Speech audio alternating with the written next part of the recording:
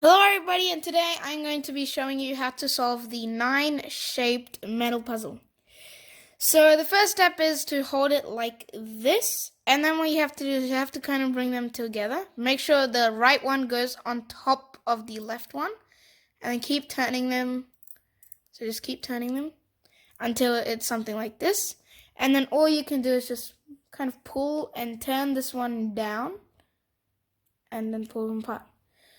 That's how you solve them. And to put it back together, you have to hold it in this position and just twist it. So if you want me to do that again, wait just a second. Okay. If you want me to do that again, so put them next to each other and then just twist it together. And then you can turn them back to the original position. If you like this video, please make sure to hit the subscribe button as well as the like button down below. Thanks for watching and goodbye. See you